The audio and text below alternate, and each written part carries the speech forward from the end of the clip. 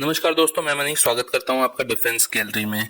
कुछ घंटों से एक न्यूज़ बहुत ज़्यादा वायरल हो रही है इंटरनेट पे कि चाइना ने पाकिस्तान को एक लॉन्ग रेंज की PL-15 मिसाइल दी है, जो कि पाकिस्तान इस्तेमाल कर सकता है किसी भी तरह के एयर टू एयर फाइट के लिए इंडिया के खिलाफ।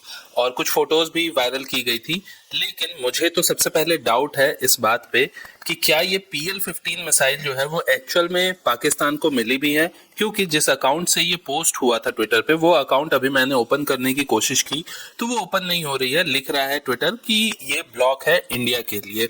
बाकी ये जो मिसाइल है इसकी पावर कितनी है, ये मिसाइल इंडिया के लिए किस तरह का थ्रेट बन सकती है, इसके बारे में हम बात करेंगे।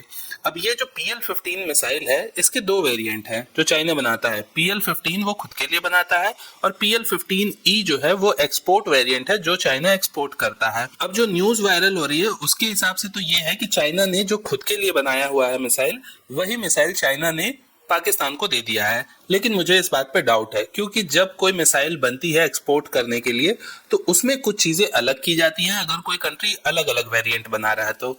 और जो मिसाइल कंट्री खुद के लिए रखती है उसके फीचर्स अलग होते हैं, उसके सेटअप्स अलग होते हैं, और वो सेटअप इसी तरह के बनाए जाते हैं कि वो किसी पर्टिकुलर फाइटर जेट में इंस्टॉल हो सके।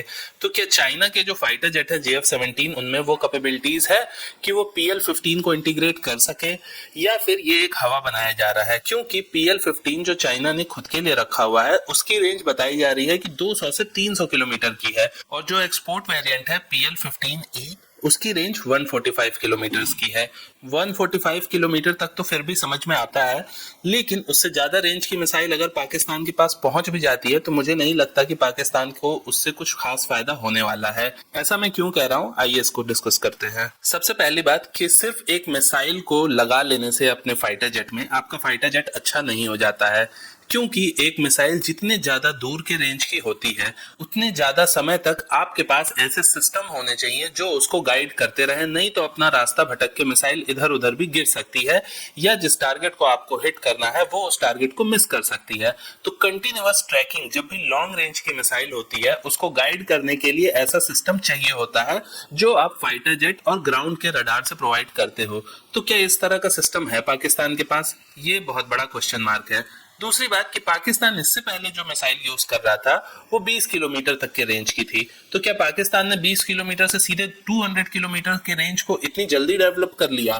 पाकिस्तान के पास अगर सब कुछ पहले से ही था तो पाकिस्तान ने ये मिसाइल्स क्यों नहीं पहले से मंगा के रखी हुई थी अपने पास? अगर पाकिस्तान के पास सारा सिस्टम अवेलेबल था कि हाँ हम PL-15 को मंगाएंगे, अटैच करेंगे और वो काम करने लगेगा, तो फिर पाकिस्तान के पास मिसाइल्स भी पहले से होनी चाहिए थी, क्योंकि इतना तो इमरजेंसी में उन्हें भी नहीं पता था कि ऐसा होगा, तो वो तुरंत ही चाइना से मंगा लेंगे। तो मुझे न्यूज पे डाउट है, पर फिर भी सपोज करो मान ही लेते हैं कि पाकिस्तान के पास ये मिसाइल आ गई है, तो उसका फायदा क्या होगा?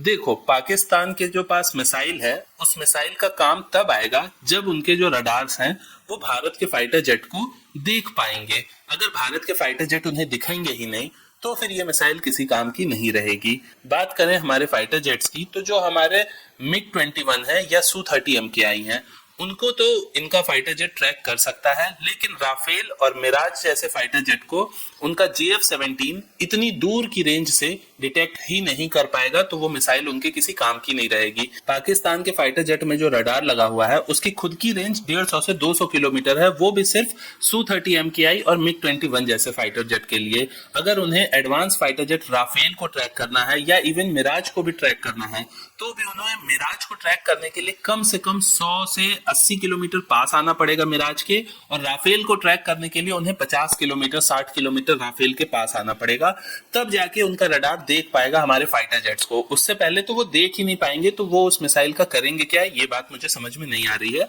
वहीं बात करें कि इंडिया क्या कर सकता है, तो इंडिया के पास इस समय राफेल है, और अगर राफेल से इंडिया बॉर्डर पे जाता है तो JF-17 जैसे फाइटर जेट को राफेल 150 किलोमीटर की भी दूरी से ट्रैक कर सकता है।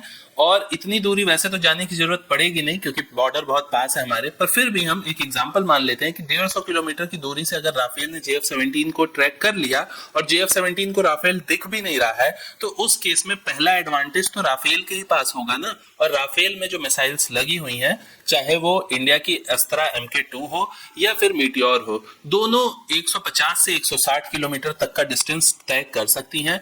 तो ये राफेल इन दोनों ही मिसाइल्स में से किसी को भी यूज करके पाकिस्तान के फाइटर जेट को आराम से एक बियॉन्ड विजुअल रेंज की जो फाइट है उसमें मार सकता है। लेकिन वहीं अगर ये काम पाकिस्तान करना चाहे तो पाकिस्तान ये काम सिर्फ तभी कर सकता है जब पाकिस्तान विजुअल रेंज में आएगा या फिर एटलीस्ट 50 टू 60 किलोमीटर के डिस्टेंस में आएगा। उससे पहले पाकिस्तान के फाइटर जेट्स ये काम कर ही नहीं सकते, वो चाह के भी नहीं कर सकते। और इससे भी बड़ी एक आखिरी बात कि इंडिया ने जो S-400 खरीदे थे वो इसी टाइम के लिए खरीदे थे।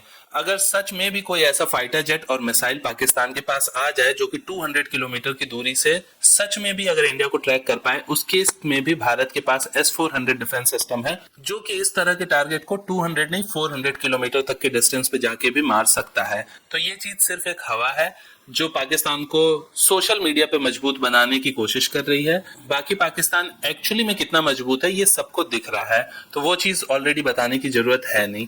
तो अभी के लिए इतना ही रखते हैं, बाकी मैं इसी तरीके के डिफेंस रिलेटेड वीडियोस आपके लिए बनाता रहता हूं। आप हमारे चैनल को सब्सक्राइब जरूर करें। मैं मनीष मिलता हूं आपसे नेक्स्ट वीडियो में। आपके कोई सुझाव हो तो उन्हें भी आप कमेंट करें, वीडियो को लाइक शेयर करें।